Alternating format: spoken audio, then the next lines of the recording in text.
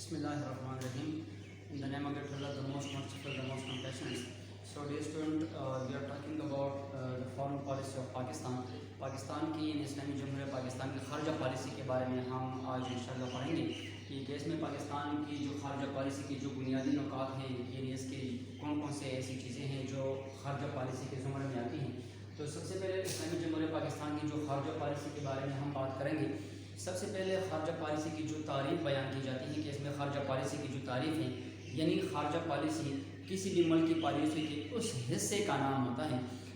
جس میں کوئی ملک دوسرے ملک کے ساتھ تعلقات استوار کرتا ہے. یعنی تعلقات کی بنیاد پر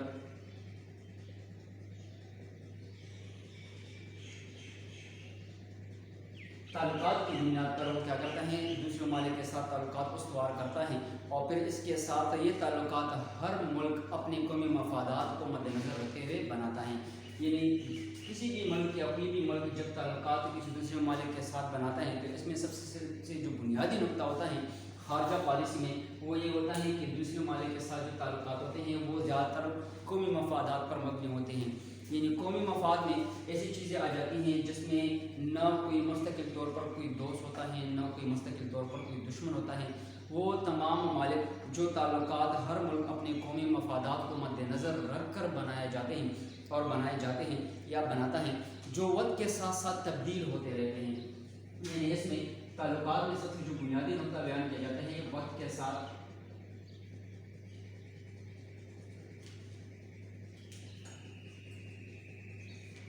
تبدیل ہونے کا نام ہے. کہ اس میں ہم خارجہ پالیسی میں جو تعلقات ہوتے ہیں، جو تعلقات پر مبنی جو چیزیں ہوتی ہیں، ہم کیا کرتے ہیں، اس کے جو تعلقات ہوتے ہیں وہ سب سے بنیادی چیز جس میں قومی مفادات ہوتی ہیں، قومی مفادات کے ساتھ ساتھ اس میں نہ کوئی مستقل دوست ہوتا ہے، نہ کوئی مستقل دشمن ہوتا ہے. ہر ایک ملک کو اپنے قومی مفادات عزیز ہوتے ہیں اور انہی کی بنا پر وہ اپنے مفادات کو مد نظر رکھ کر وہ اپنے ہی تمام امور کو چلانے کی کوشش کرتے ہیں اور تعلقات اچھے یا برے ہونے کی بنیاد پر وہ استوار کرنے پر مائل ہو جاتا ہے.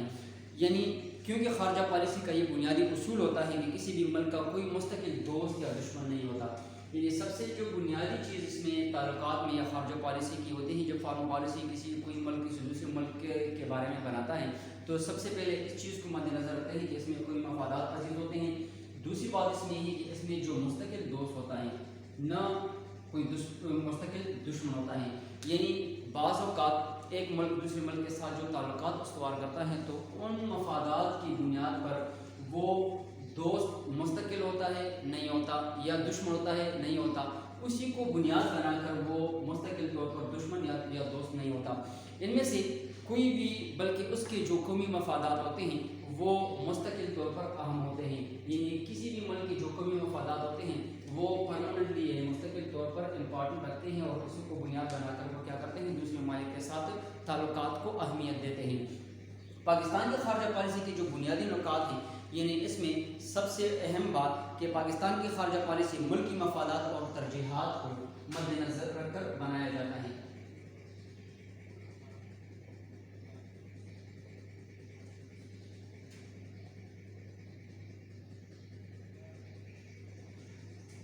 پاکستان کی خارجہ پالیسی کے بارے میں جب ہم بات کرتے ہیں تو اس میں ملکی مفادات اور پھر اس کے ساتھ ساتھ ترجیحات کو مد نظر رکھ کر بنائی گئی ہیں اور بنائی جاتی ہیں. اگرچہ وقت کے ساتھ ساتھ پاکستان کی خارجہ پالیسی میں تبدیلیاں بھی لاتا رہتا ہے، تاہم پاکستان کے رہنماؤں نے قومی مفادات کو سامنے رکھ کر خارجہ پالیسی کے چند اصول وضع کیے ہیں. یعنی وہ اصول جو خارجہ پالیسی کے لیے امپارٹنٹ ہوتے ہیں کہ کسی ملک کے ساتھ دوستی کا ہاتھ بڑھایا جائے، کسی کے ساتھ مستقل طور پر نہ دوستی کا ہاتھ بڑھایا جائے نہ دشمنی کا ہاتھ بڑھایا جائے، اور اسی کے مطابق وہ سمودی طریقے سے اور ہموار سطح پر اس کو تعلقات کی بنیاد پر وہ اپنے مفادات کو ترجیح دینے پر کوشش کی جاتی ہے. سب سے پہلے جو ان بنیادی اصول میں درج ذیل جو اصول بیان کیے جاتے ہیں پاکستان کی خارجہ پالیسی میں، سب سے پہلے اپنے آزادی اور خود مختاری کا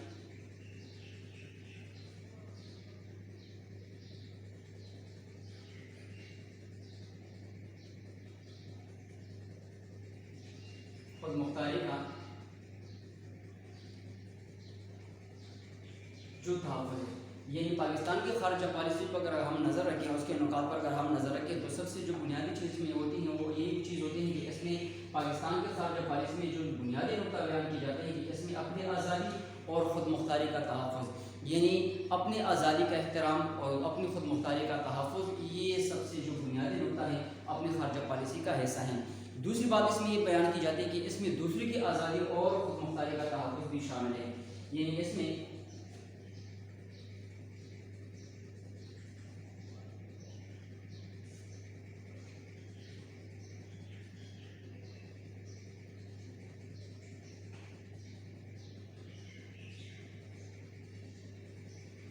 اپنی آزادی اور خود مختاری کا تحفظ کے ساتھ ساتھ آپ نے دوسروں کی آزادی اور خود مختاری کا بھی تحفظ کا خیال رکھنا پڑتا ہے۔ پھر اس کے ساتھ ساتھ تیسری پوائنٹ میں دوسرے ممالک کے اندرونی معاملات میں دخل اندازی سے احتراز کرنا ہے۔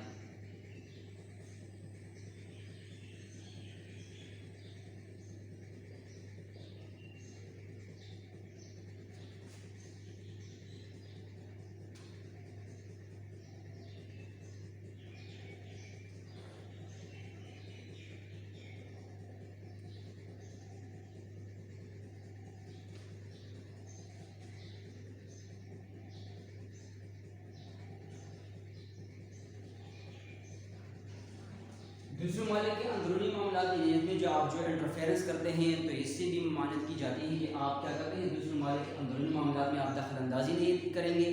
اور اپنے ہی ملک میں جو دوسرے ممالک کی جو دخل اندازی ہوتی ہیں ان کو بھی آپ نے روکنا ہوتا ہے، یعنی یہ خارجہ پالیسی کے جو بنیادی اصول میں شامل ہیں۔ پھر اس کے ساتھ ساتھ ہیں اقوام متحدہ اور بین الاقوامی تعلقات میں غیر جانبداری کے اصول کی پابندی، یعنی اس میں جو غیر جانبداری نیوٹرلٹی جسے ہم کیا کہتے ہیں، اس میں نیوٹرل آپ نے رول ادا کرنا ہوتا ہے خارجہ پالیسی میں، کہ اس میں آپ غیر جانبداری کا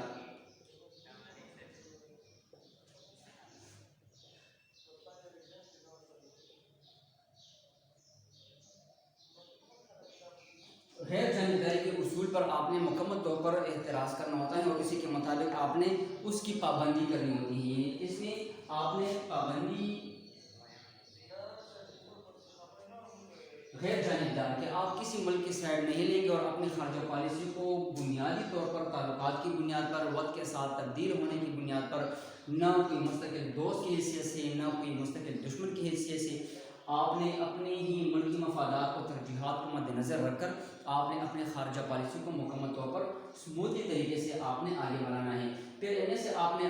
اپنی آزادی کا احترام کرنا، اپنی خود مختاری کے تحفظ کا احترام کرنا، دوسرے کی آزادی، دوسرے ممالک کی آزادی اور دوسرے کے خود مختاری کا احترام کرنا، اور پھر اس کے ساتھ ساتھ کسی ملک کے اندرونی معاملات میں مداخلت نہ کرنا اور کسی دوسرے ممالک کو بھی یا دوسرے ملک کو بھی اپنی ہی اندرونی معاملات میں دخل اندازی کی اجازت نہ دینا، یہ خارجہ پالیسی کے اصول میں شامل ہوتا ہے۔ پھر غیر جانبداری کے اصول پر پابندی سے اپنے آپ کو ڈٹا رہنا اور قائم کرنا، اقوام متحدہ کی منشور پر سختی سے عمل کرنا، یعنی یہ وہ چیزیں اور یہ بنیادی جو چیزیں ہیں جس میں ہم تمام ان چیزوں کو بنیاد بنا کر مستقل طور پر ہم اس پر عمل درآمد کرتے ہیں، یعنی اقوام متحدہ کی جو منشور ہوتا ہے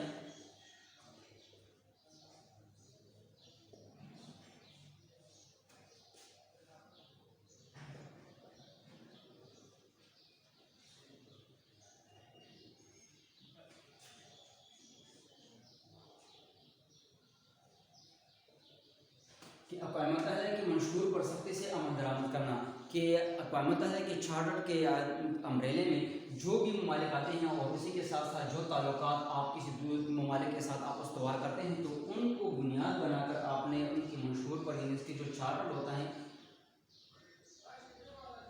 اس پر سختی سے آپ نے عمل کرنا ہوتا ہے دنیا میں۔ پھر اس کے ساتھ ساتھ ہے بنیادی انسانی حقوق کے فروغ کے لیے اور اپنے امن و آشتی کو فروغ دینا، یہ بھی ان تمام تعلقات پر مبنی خارجہ پالیسی کا حصہ ہوتا ہے کہ آپ نے کیا کرنا ہوتا ہے کہ آپ نے بنیادی انسانی حقوق کے تحفظ کے لیے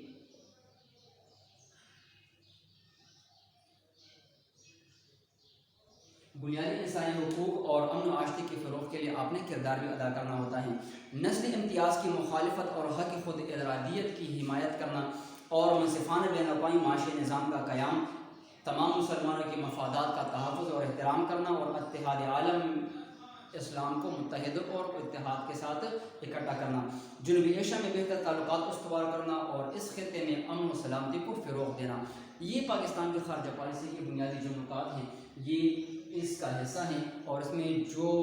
زرعی اصول ہیں انہی کی بنیاد پر پاکستان کی خارجہ پالیسی کی بنیاد پڑتی ہیں۔ اب پاکستان کی خارجہ پالیسی کے جو مقاصد ہیں، ان کون کون سے ایسے مقاصد ہیں جن کی بنیاد پر ہم کیا کرتے ہیں، اپنی پاکستان کی خارجہ پالیسی کو بنیاد بنا کر ہم مستقل طور پر اس کو آگے بڑھانے کی کوشش کرتے ہیں، اور مستقل طور پر یا غیر مستقل طور پر ہم دوسرے ممالک کے ساتھ تعلقات کو استوار کرنے کی کوشش کرتے ہیں۔ یعنی اس میں پاکستان کی جو خارجہ پالیسی ہے،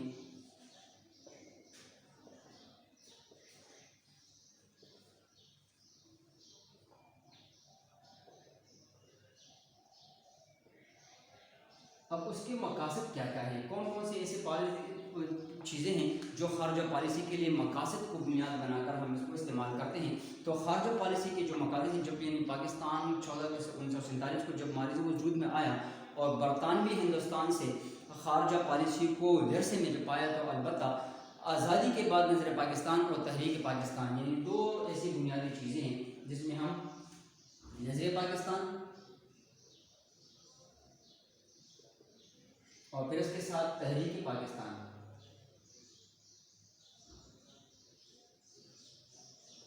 کی بنیاد پر پاکستان کی پالیسی کی بنیاد پڑنے لگی۔ یعنی سب سے پہلے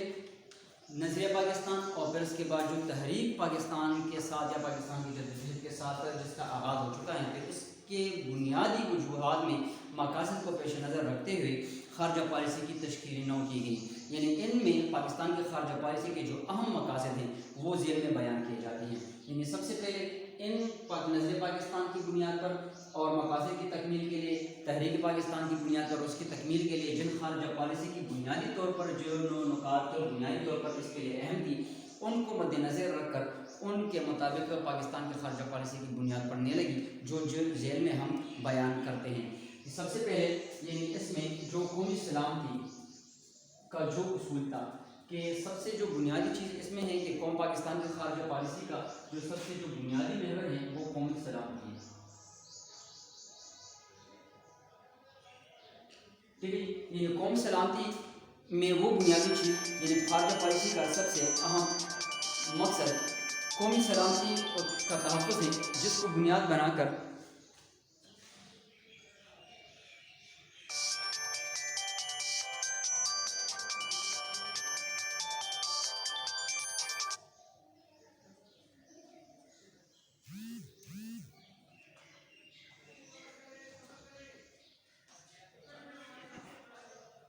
یعنی نظر پاکستان اور تحریک پاکستان کی جو بنیادی چیز ہیں وہ قومی سلامتی ہیں۔ یعنی پاکستان کی خارجہ پالیسی کا سب سے اہم بنیادی مقصد قومی سلامتی اور تحفظ ہے۔ یعنی قومی سلامتی میں سب سے جو بنیادی چیز ہے قومی تحفظ۔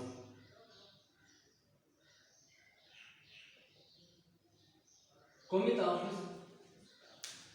تحفظ کی بنیاد پر ہم کیا کرتے ہیں، پاکستان دنیا کے نقشے پر نیا نیا ابھرا تھا اور ضرورت تھی کہ اس کی سلامتی اور تحفظ کا مناسب بندوبست کیا جائے، لہذا پاکستان نے ملک کی سلامتی کو خارجہ پالیسی کی بنیاد بنایا اور بیرونی ممالک کے ساتھ تعلقات میں قومی سلامتی کو اہمیت دی۔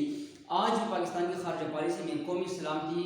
کا ہی بنیادی عنصر بنیادی نصب العین ہے۔ یعنی ہم قومی سلامتی کے بارے میں جب بنیاد بات کرتے ہیں تو سب سے پہلے قومی تحفظ کہ ہم دوسرے ممالک کے ساتھ قومی سلامتی کی بنیاد پر ہم تعلقات استوار کرتے ہیں، اور اسی کے ساتھ ساتھ پاکستان کی علاقائی سالمیت کا احترام کرنا ہے۔ قومی سلامتی میں قومی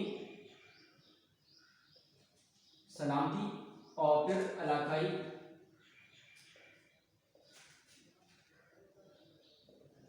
سالمیت کو برقرار رکھنا ہوتا ہے کہ اسی کے مطابق پاکستان کے خارجہ پالیسی میں قومی سلامتی کو ٹاپ پرائیورٹی میں شامل کر لیا گیا، اور وہ بھی پاکستان کی قومی سلامتی کا احترام کریں۔ معاشی ترقی میں سب سے جو بنیادی چیز ہے، اس میں دوسرے نمبر پر ہم معاشی ترقی کو ایکسپلین کر لیتے ہیں کہ اس میں قومی سلامتی کے ساتھ ساتھ معاشی جو ترقی ہے تو وہ بھی بنیادی عنصر ہے۔ اس میں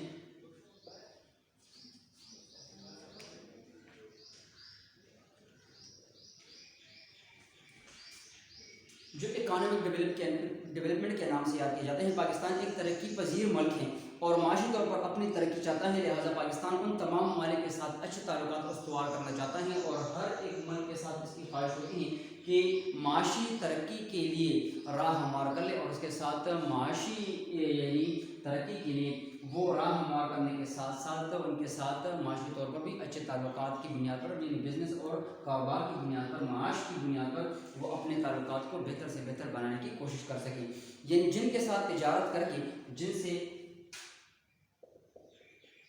تجارتی معاہدات کی شکل میں آپ معاشی ترقی کو کیا کرتے ہیں، پروان چڑھاتے ہیں، اور ان تمام ممالک کے ساتھ اچھے تعلقات قائم کرنا، معاشی ترقی کے راہ میں جتنی بھی جو رکاوٹیں ہیں اس کو دور کرنا اور اپنی معاشی ترقی کو فروغ دینا، اور دوسرے کے ممالک کے ساتھ معاشی طور پر تجارتی معاہدات کو لے کر ساتھ چلنا، یہ تجارتی رجحانات اور اقتصادی رجحانات کو مد نظر رکھتے ہوئے پاکستان نے اپنی خارجہ پالیسی میں اہم تبدیلیاں کی ہیں، یعنی یہ وہ تبدیلیاں ہیں جس میں ہم قومی سلامتی کے ساتھ ساتھ علاقائی سالمیت کو برقرار رکھنا، پھر اس کے ساتھ ساتھ معاشی ترقی، یعنی اس میں سے جو آپ کے ٹریڈ ہوتے ہیں،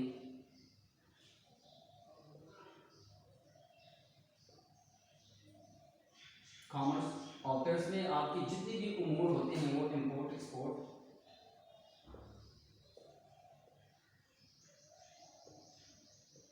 کی بنیاد پر تمام تجارتی اور معاشی ترقی کی بنیاد پڑتی ہیں، اور اس میں تبدیلیوں کی بنیاد پر آزاد تجارت،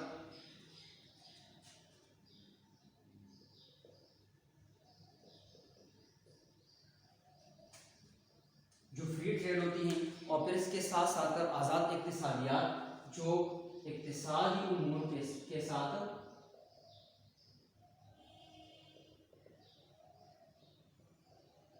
ٹاپ پریارٹی میں معاشی ترقی میں یہ نمایاں حصہ ہیں اور نجکاری کو اپنایا ہے۔ پھر اس کے ساتھ ساتھ یہ تیسرا جو پوائنٹس ہم ذکر کریں گے اس میں نظریاتی تحفظ ہے، یعنی نظریاتی تحفظ میں جو سب سے جو بنیادی نقطہ بیان کیا جاتا ہے کہ اس میں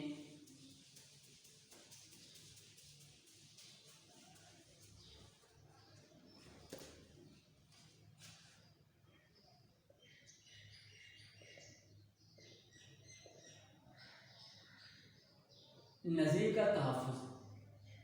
چونکہ اسلامی نظریہ ہے، اسلام کی بنیاد پر Islamic ideology,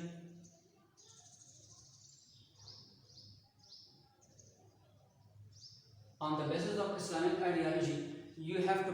protect your Islamic ideology according to your foreign policy points and analysis۔ Pakistan ایک نظریاتی ملک ہے اور اس کی بنیاد نظر پاکستان یا نظر اسلام پر رکھی گئی ہے، یعنی اس کے تحفظ کے لیے نظر پاکستان،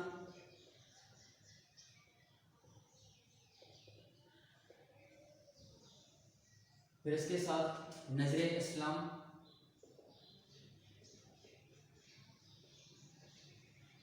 یہ دو ممبر ہیں، یعنی نظریے کے تحفظ کے لیے سب سے پہلے آپ نے نظر پاکستان کی بنیاد پر، آپ نے نظر اسلام کی بنیاد پر آپ نے پاکستان کی خارجہ پالیسی کا اہم مقصد پاکستان کے نظریاتی سرحدوں کا تحفظ ہے، یعنی ان دو چیزوں کی بنیاد پر نظریاتی سرحدوں کا تحفظ ہے۔ ان نظریاتی تحفظ، سرحدات کا تحفظ، جو بنیادی چیزیں پاکستان کے استحکام کی نظر پاکستان کے تحفظ میں مضمر ہیں، اور یہ اپنے نظریے کا تحفظ اسلامی ممالک کے ساتھ، یہ نظریہ یہ نظریاتی تحفظ میں سب سے جو بنیادی چیز ہے اسلام، یعنی اسلامی کا لفظ آ چکا ہے، تو اس میں نظر اسلام، نظر پاکستان اور پھر نظریاتی سرحدوں کا تحفظ میں جو سب سے جو بنیادی چیز اس میں بیان کی جاتی ہے وہ یہ ہے کہ آپ نے نظریے کے تحفظ کے لیے، نظریاتی اصول کے تحفظ کے لیے سب سے بنیادی طور پر آپ نے بطور اسلامی ملک، اسلامی جمہوریہ کے ہونے کے ناطے سب سے بنیادی ٹاپ پرائرٹی پر آپ نے اسلامی ممالک کے ساتھ بہتر یا برادرانہ تعلقات ہیں، ان تعلقات کی بنیاد پر آپ نے اس ممالک کے ساتھ آپ نے تعلقات استوار کرنے ہوتے ہیں، اور اسی کو بنیاد بنا کر آپ نے سب سے پہلے اسلامک آئیڈیالوجی کو، پھر اس کے ساتھ ساتھ آپ نے نظر پاکستان کی بنیاد پر، نظریاتی سرحدوں کے تحفظ کی بنیاد پر آپ نے ان ممالک کے ساتھ بطور اسلامی جو نظریہ تحفظ ہیں آپ کا، اسی کے ساتھ ساتھ پاکستان کے جو نظریات کے ساتھ ساتھ مسلمان ممالک ہے، مسلم ممالک کے ساتھ آپ نے بہتر تعلقات برادرانہ طور پر اپنے نظریاتی طور پر اور کسی بھی قسم کی سرحدی اور جو نظریات کی بنیاد پر تحفظ میں آتی ہیں وہ آپ نے ان ممالک کے ساتھ تعلقات استوار کرنے پر اہمیت دینی ہوتی ہیں اور تعلقات قائم کر کے ہی کر سکتا ہے۔ لہٰذا پاکستان نے ہمیشہ اسلامی ممالک کے ساتھ بہتر تعلقات استوار کیے ہیں اور اس کے تینوں دساتیر میں یعنی نظریے کے تحفظ کے لیے اگر ہم اس کو ڈیفائن کر لیتے ہیں تو تینوں دساتیر میں 1956 کے آئین میں، 1962 کے آئین میں اور پھر 1973 کے آئین میں واضح طور پر لکھا گیا ہے کہ تمام اسلامی ممالک کے ساتھ برادرانہ اور بہتر تعلقات پر مبنی ہماری خارجہ پالیسی کی بنیاد پڑے گی۔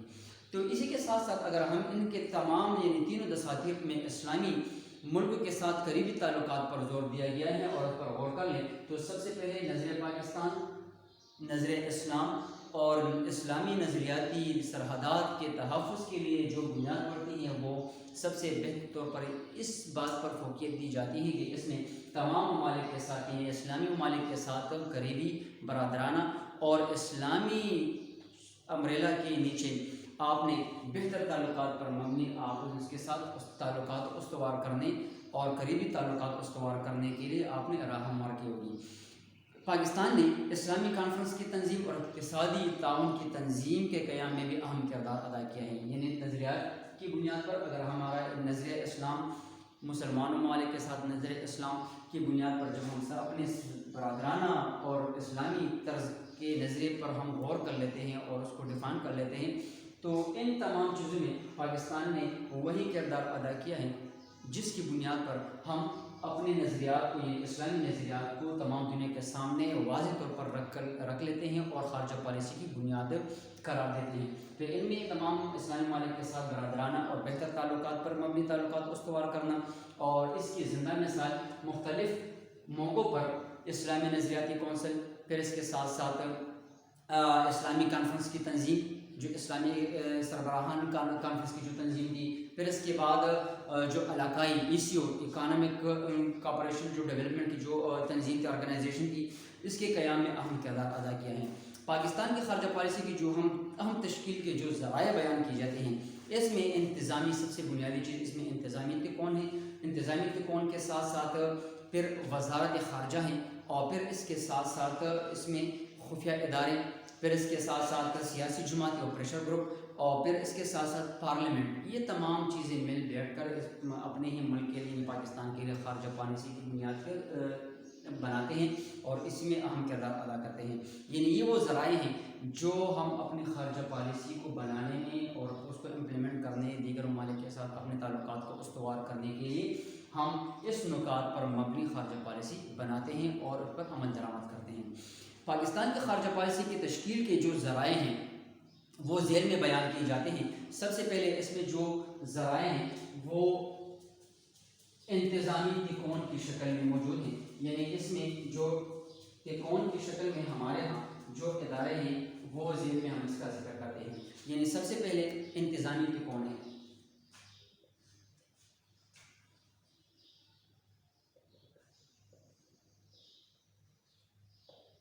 خارجہ پالیسی اور ان کے ذرائع کے بارے میں ہم بات کرتے ہیں۔ پھر اس میں سب سے پہلے انتظامی تکون ہے۔ انتظامی تکون سے مراد کیا ہے اور کون کون سی ایسے عوامل ہیں جو انتظامی تکون کے زمرے میں خارجہ پالیسی پر نظر انداز ہوتے ہیں اور نظر انداز ہوتے ہیں۔ ان میں انتظامی تکون سے مراد قومی سطح کے 3 اہم عہدے ہیں، یعنی قومی سطح پر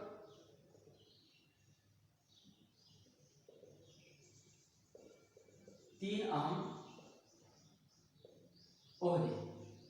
یہ انتظامی تکون میں آتے ہیں۔ اب اس کا ذکر کرتے ہیں کہ اس میں سب سے پہلے انتظامی عہدے کون کون سے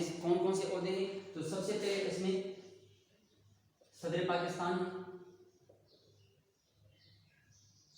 ٹھیک ہے، جو اسلامی جمہوریہ پاکستان کا جو صدر کا عہدہ ہے۔ پھر اس کے ساتھ ساتھ دوسرا جو تکون کی شکل میں موجود ہے وہ ہے وزیر اعظم پاکستان۔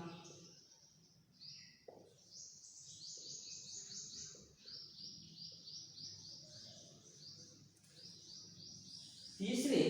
جو اہم تکون کا حصہ ہیں وہ فوج کا سربراہ ہے۔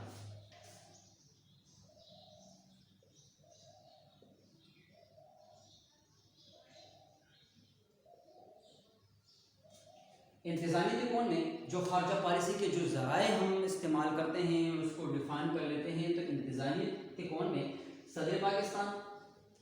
قومی سطح پر جو 3 اہم عہدے پاکستان میں شمار کیے جاتے ہیں اور گنے جاتے ہیں: صدر Pakistan, president of Pakistan, prime minister of Pakistan, وزیر اعظم پاکستان، اور پھر اس کے بعد جو فوج کا جو سربراہ ہوتا ہے، چیف آف آرمی اسٹاف ہوتا ہے. تو اسی کے بنیاد پر joint chief of staff committee یا اس میں جتنے بھی عہدے آ جاتے ہیں وہ فوج کے جو سربراہان ہوتے ہیں 3 عام ہوتے ہیں جو انتظامی امور میں ہمارے ہاں شامل ہیں. پاکستان کی خارجہ پالیسی کی تشکیل کے ضمن میں انتظامی جو تکون ہے وہ اہم کردار ادا کرتی ہیں اور یہ تکون پاکستان کی خارجہ پالیسی کو منظور یا نامنظور کر لیتی ہیں. یعنی اس میں تمام تر چیزوں میں جو ہم بات کرتے ہیں وہ یہی کہ اس میں یا تو منظوری یا نامنظور،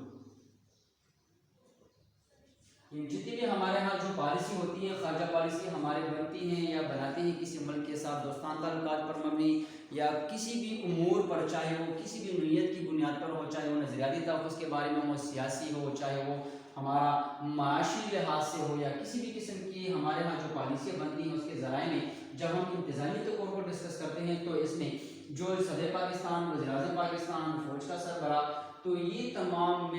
تمام انتظامی تکون جو ہوتے ہیں یہ مل بیٹھ کر پالیسیاں بناتے ہیں، یا تو اس پالیسی کو کسی بھی ملک کے ساتھ یا کسی بھی ایشو پر، کسی بھی ٹاپک پر یا کسی بھی لیول کے مطابق اس کو یا تو منظور کر لیتی ہیں یا اس کو نامنظور کر لیتی ہیں. موجودہ پالیسی میں تبدیلی لا سکتی ہیں یا پالیسی کو بالکل مختلف سمت میں چلا سکتی ہیں. یہ ان کے اختیار میں ہوتا ہے کہ آپ کسی ملک کے ساتھ یا کسی بھی ٹاپک یا کسی بھی ایشو پر اپنی ہی نظریات کو، اپنے ہی انتظامی تکون میں جو جتنے بھی اہم عہدے ہوتے ہیں ان میں یا تو کسی بھی چیز کو منظور کر لیتی ہیں یا نامنظور کر لیتی ہیں، یا اس میں پالیسی کی بنیاد پر قومی مفادات کو مد نظر رکھ کر اس کو یا تو منظور کر لے یا نامنظور کر لے، یا اسی کے ساتھ ساتھ اس میں کچھ تبدیلی لائے یا مکمل طور پر اس کے اپوزٹ ڈائریکشن میں اپنی پالیسی کو مڑ کر اس پالیسی کے مخالف سمت میں وہ کوئی فیصلہ لے سکیں یا بالکل مختلف سمت میں چلا سکتے ہیں. لیکن سابقہ پالیسی سے ہٹنا بہت مشکل ہوتا ہے. جتنی بھی ہمارے ہاں جو پالیسیز بنتی ہیں، خارجہ پالیسی بنتی ہیں یا ہمارے ہاں جو پالیسی بنتی ہیں وہ سابقہ پالیسی سے ہٹنا بہت مشکل ہوتا ہے. یعنی جو بیس ہوتی ہیں ہماری، ہم اس پالیسی سے ہم ہٹ کے نہیں جا سکتے. اس کے سراؤنڈنگ میں ہم سرکمسٹانسز کو، حالات کو، سچویشنز کو دیکھتے ہوئے اسی کے مطابق یہ تمام جو تکونی اور انتظامی تکون ہیں یہ فیصلہ کرتی ہیں اور پھر اس کے بعد وہ کیا کرتے ہیں، فیصلہ صادر کر لیتی ہیں. انتظامی تکون عام طور پر سابقہ خارجہ پالیسی کو مد نظر رکھ کر ضرور رکھتی ہیں. یعنی اس میں ہمارے ہاں جو سابقہ خارجہ پالیسی ہوتی ہیں اسی کو مد نظر رکھ کر، اس کو سامنے رکھ کر اسی کی بنیاد پر فیصلے ہوتے ہیں اور اسی کے مطابق امپلیمنٹیشن ہوتی ہیں، یا نئی پالیسی تشکیل دیتے ہوئے بیرون ممالک سے کیے گئے وعدوں سے منحرف نہیں ہو سکتی. پھر اس کے بعد ہے وزارت خارجہ کا جو عہدہ ہے. وزارت خارجہ جو مختلف قسم کے جو ذرائع ہوتے ہیں ہمارا خارجہ پالیسی میں، اس میں وزارت خارجہ ان انتظامی تکون کے بعد دوسرا اہم جو ذرائع ہیں اس کو ہم ڈسکس کر لیتے ہیں کہ اس میں وزارت خارجہ کا جو عہدہ ہے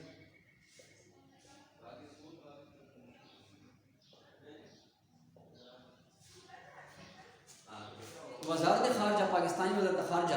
خارجہ پالیسی تشکیل دیتے ہوئے اہم کردار ادا کرتی ہے. خارجہ پالیسی میں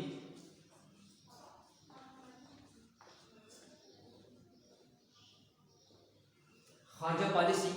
کی تشکیل میں اہم کردار ادا کرتی ہے.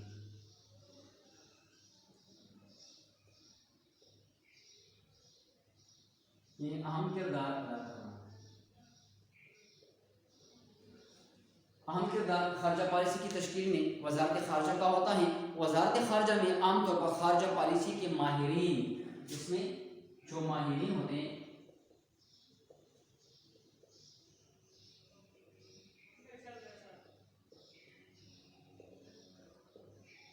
شامل ہوتے ہیں اور اعلیٰ پائے کے جو ماہرین اور بیوروکریٹ ہوتے ہیں وہ اس میں شامل ہوتے ہیں.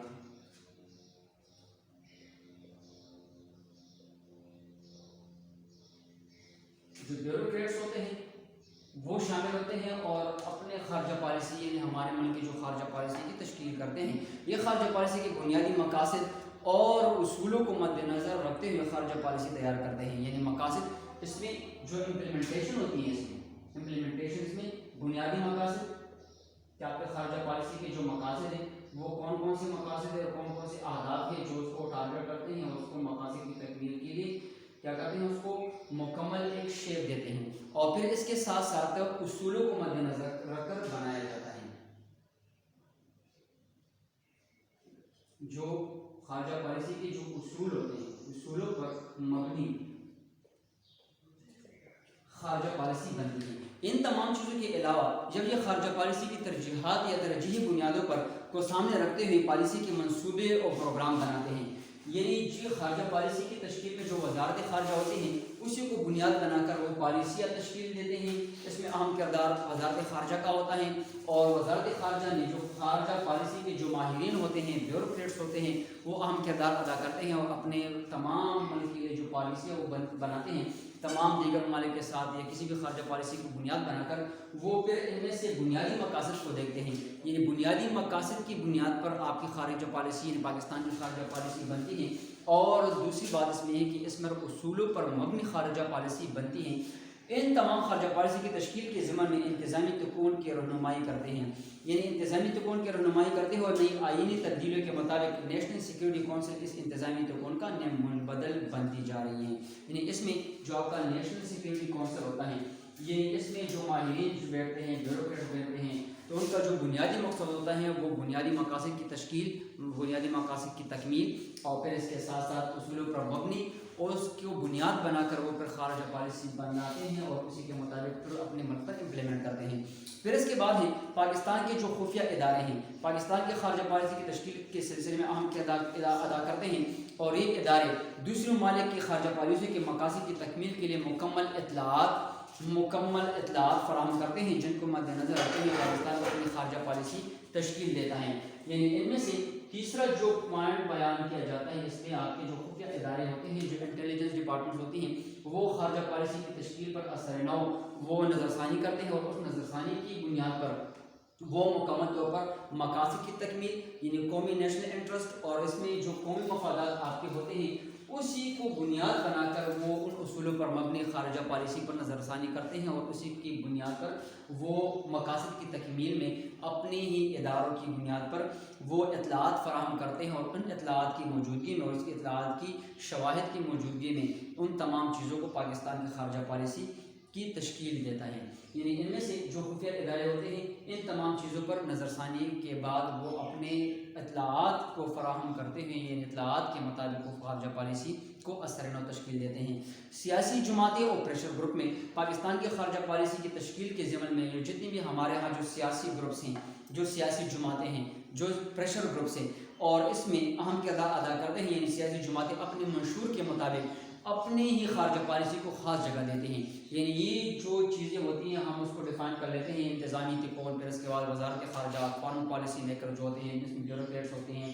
خارجہ پالیسی کے جو ماہرین ہوتے ہیں، تو اس کے ساتھ ساتھ پھر انٹیلیجنس ڈپارٹمنٹ ہوتی ہے، انٹیلیجنس ڈپارٹمنٹ کے ساتھ ساتھ ہمارے ہاں جو سیاسی جو اپوزیشن گروپس ہوتی ہیں، جسے ہم سیاسی گروپس یا پریشر گروپ کے نام سے یاد کرتے ہیں، اس کا بنیادی کام اپنی منشور میں خارجہ پالیسی کا نام اور خاص جگہ دیتی ہیں۔ اگر وہ انتخابی مہم جیت جائے، انتخابات جیت جائے، تو اپنے نقطہ نظر کو پارلیمنٹ اور خارجہ پالیسی میں پیش نظر رکھتی ہیں، اور اسی کی طرح پریشر گروپ کی خارجہ پالیسی کی تشکیل کے عمل کو متاثر کرتی ہیں۔ یعنی جتنی بھی ہمارے ہاں جو سیاسی پارٹیز ہوتی ہیں، پولیٹیکل پارٹیز ہوتی ہیں، یا اپوزیشن ہوتی ہیں، یا خارجہ پالیسی کی بنیاد پر وہ جو بھی برسر اقتدار آ جاتی ہیں، انتخابات جیت جاتی ہیں، تو اس کا جو بنیادی مقصد ہوتا ہے وہ سب سے بنیادی چیز اپنی قومی مفادات اور اس کے بنیادی مقاصد اور پھر اس اصولوں پر مبنی خارجہ پالیسی پر مبنی چیزوں کو اکٹھا کر کے ان کے لیے پالیسیاں بناتے ہیں، اور پھر اس کو امپلیمنٹیشن کی بنیاد پر حکومت کو خارجہ پالیسی کو وقت کے تقاضے کے مطابق بدلنے یا ڈالنے پر مجبور کر لیتے ہیں۔ یہ وہ چیزیں ہیں جو ہم کیا کرتے ہیں، یہ وہ ذرائع ہیں جو ہم ڈسکس کرتے ہیں کہ ہم اپنے خارجہ پالیسی یا پاکستان اپنے خارجہ پالیسی کو کیسے امپلیمنٹ کر لیتا ہے، کیسے بناتا ہے، اور کسی کے مطابق وہ اپنے تمام چیزوں کو تشکیل کر کے اپنے نظریات کو فارورڈ کرنے کی کوشش کرتے ہیں۔ پھر اس کے بعد ہے پارلیمنٹ، یعنی وزارت خارجہ انتظامیہ کی ہدایت کے مطابق وہ کیا کر لیتے ہیں، خارجہ پالیسی تشکیل دیتے ہیں، یعنی فارن پالیسی جو کسی بھی ملک کے بنیاد پر بنائی جاتی ہیں، اپنے مفادات یعنی کوئی مفادات کو کی بنیاد پر بنائی جاتی ہیں، تو بعض اوقات قومی اسمبلی اور سینٹ کے ساتھ سامنے منظوری کے لیے پیش کرتی ہیں، اور بحث و تمہیز کے بعد پارلیمنٹ عام طور پر طے شدہ خارجہ پالیسی کی منظوری دیتی ہے یا اس میں مناسب تبدیلیوں کی سفارش کرتی ہیں۔ یعنی ہمارا جو پارلیمنٹ ہے وہ سب سے اہم جو جتنی بھی پالیسیاں بنتی ہیں پھر وہ ہمارے قومی اسمبلی یا سینٹ میں آ جاتی ہیں، اس پر بحث ہو جاتی ہیں کہ کون کون سی ایسی چیزیں ہیں، کون کون سی ایسی تبدیلیاں ہیں جو ہمارے خارجہ پالیسی میں آ چکی ہیں، پاکستان کی خارجہ پالیسی میں آ چکی ہیں، اور اسی کے مطابق وہ ان پالیسیوں کو اگر وہ ملکی مفاد میں ہو تو پھر اس کو امپلیمنٹیشن کے لیے زیر بحث لایا جاتا ہے، اور پھر اگر وہ ملکی مفاد کے ملکی یا مفادات کے خلاف ہو تو پھر اس کو امپلیمنٹ نہیں کر دیتے، اس پر عمل درآمد ہونے سے روک لیتے ہیں۔ اسی کے ساتھ ہم اپنے لیکچر کو وائنڈ اپ کر لیتے ہیں، انشاءاللہ نیکسٹ ٹاپک کی طرف ہم پھر حاضر ہوں گے، تب تک کے لیے